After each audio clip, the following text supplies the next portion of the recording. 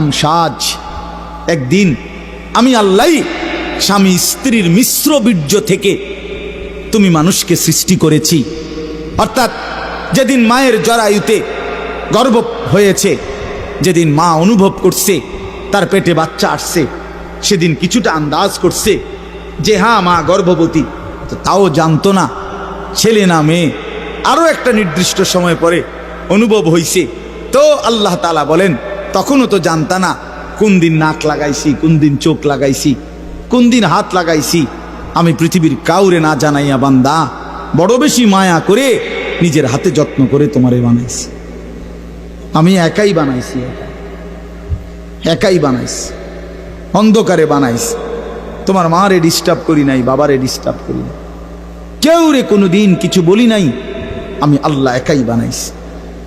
তো এরপর আল্লাহ বলেন কেন বানাইলাম শোনো, নাবতালিহি, আমি আল্লাহ প্রতিটা মানুষকে বানিয়েছি পরীক্ষা করার জন্য। এই কথাই নাবতালিহি, নাবতালিহি পরীক্ষা করার জন্য, লিয়াবলুয়াকুম পরীক্ষা করার জন্য, লিনাবলুয়াহুম পরীক্ষা করার জন্য, ওয়ালানাবলুয়ান্নাকুম পরীক্ষা করার জন্য, ওয়ানাবলুকুম বিশ-শাররি ওয়াল খাইরি ফিতনা।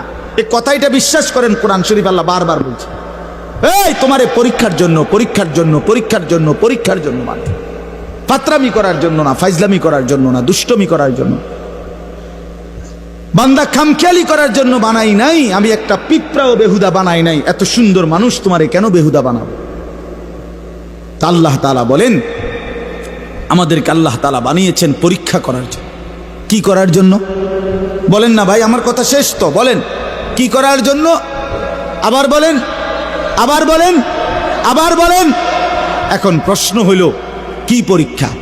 আল্লাহ তাআলা বলেন পরীক্ষা হলো এই, আমি তোমার একটা নির্দিষ্ট হায়াত দিলাম, তাও কদ্দুর আমি জানি, তুমি জানো না। শুরুটা যেরকম তুমি জানো না, এখনটাও তোমারে কইতাম না। 40 হোক, 50 হোক, 60 হোক, 30 হোক, 80 হোক, 90 হোক, 70 হোক, সেটা জানে শুধু কে? আল্লাহ। আল্লাহ বলেন এই যে নির্দিষ্ট হায়াত দিলাম, এই সময়টা আমি আল্লাহ তাআলা দেখতে চাই। মূলত এটা তোমার স্থায়ী জায়গা না, আমি তোমার জন্য একটা স্থায়ী জায়গা রাখছি আখিরাত। সেখানে গিয়া তুমি কি জান্নাতে যেতে চাও নাকি জাহান্নামে যেতে চাও, এই পরীক্ষার জন্য এই সংক্ষিপ্ত হায়াত। আমি শুধু দেখতে চাচ্ছি। এখানে তোমরা রাখতাম না, এটা ওয়েটিং রুম, এটা মূল রুম না। তুমি যে আমি একারে বিছনা টিছনা দিয়ে উঠতে আসলে কথা তো এরকম ছিল না, হোতার জায়গা না। তো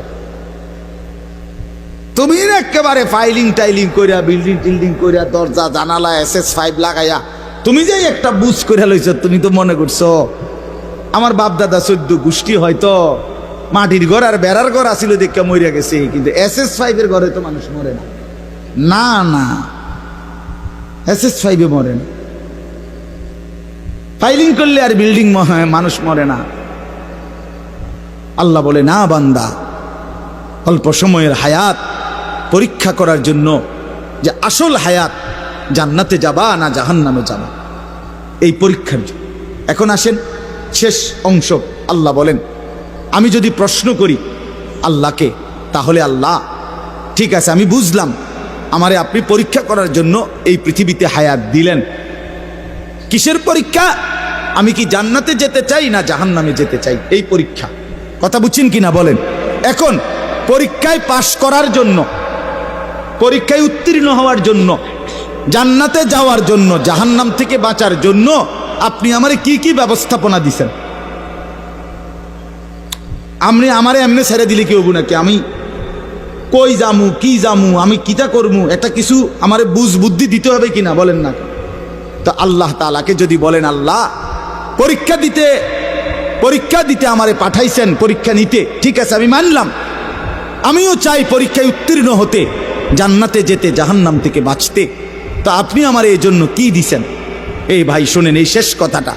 আল্লাহ তাআলা বলেন আমি 3টি ব্যবস্থা তোমার জন্য, পরীক্ষায় পাশ করার জন্য, জান্নাতে যাওয়ার জন্য আমি আল্লাহ তোমার জন্য 3টা ব্যবস্থা করেছি। কয়টা বাপ? 1 নাম্বার ফাজআলনাহু সামিআন বাসীরা, আমি আল্লাহ তাআলা শুনবার জন্য কান দিয়েছি, দেখবার জন্য চোখ দিয়েছি, তাফসীরের মধ্যে লিখছে, অর্থ হলো একটু বিস্তারিত।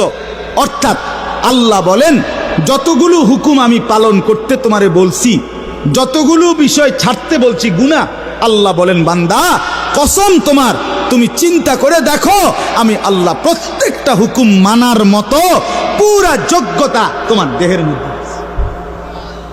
এমন একটা হুকুম আমি দেই নাই যেটা মানার যোগ্যতা তোমার শরীরের মধ্যে নাই। এমন জুলুম আমি করি না।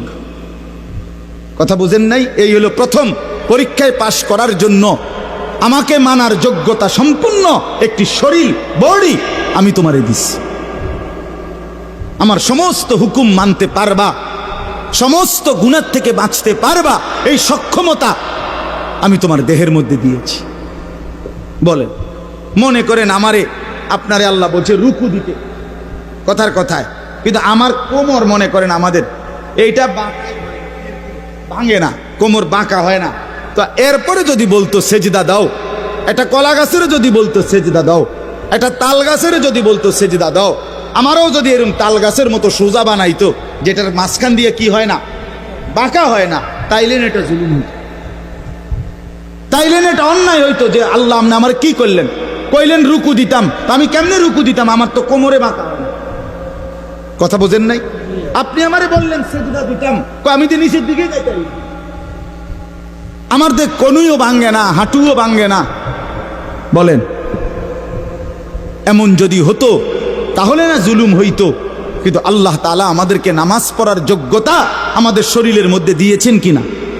একটা ছেলে বলো ভাই আল্লাহর দোহাই, এই মুসলমানের বাচ্চা, যদি মার পবিত্র দুধ খেয়ে থাকো, বলো তোমারে আল্লাহ তাআলা নামাজ পড়ার যোগ্যতা তোমার শরীরের মধ্যে দেয় নাই? তাহলে বেঈমান নামাজ পড়ো না কেন? কেন নামাজ পড়ো না? আমি দাঁড় করে, এখানে তো অসংখ্য ছেলে এখানে আছো, এখন চেহারা দেখলে বোঝা যায় তোমার ওই চেহারার মধ্যে তো হাইওয়ান আর জানোয়ারের চেহারা, যেই হাইওয়ান আল্লাহকে সেজদা করে না। আজকের এশার নামাজ পড়ো নাই, আজকের মাগরিব একটা ওয়াক্ত নামাজ পড়ো নাই, এমন অসভ্য জঙ্গলি এখানেও তো বসে আছো।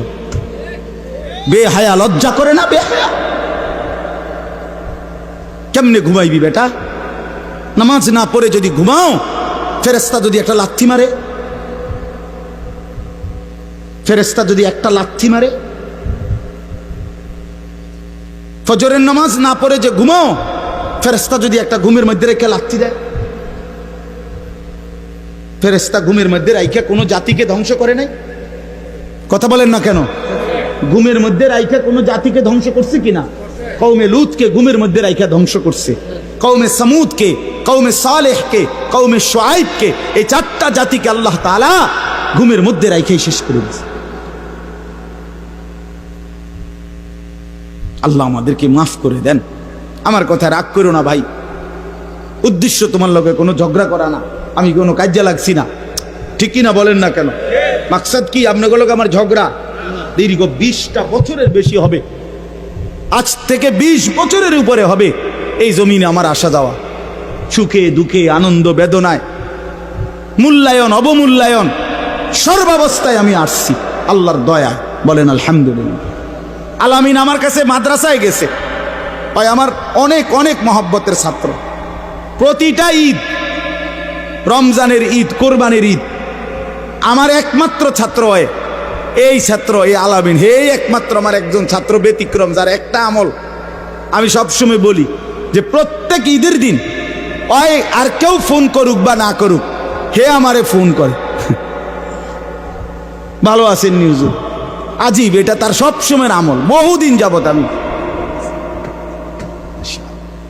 যাবত আমি দেখছি। আল্লাহ তাআলা উত্তম বিনিময় দান করেন। আমার বাপ, আমি আপনাদের কাছে অনুরোধ করছি, আল্লাহ তাআলা বলেন 1 নম্বরে বান্দা আমি তোমাকে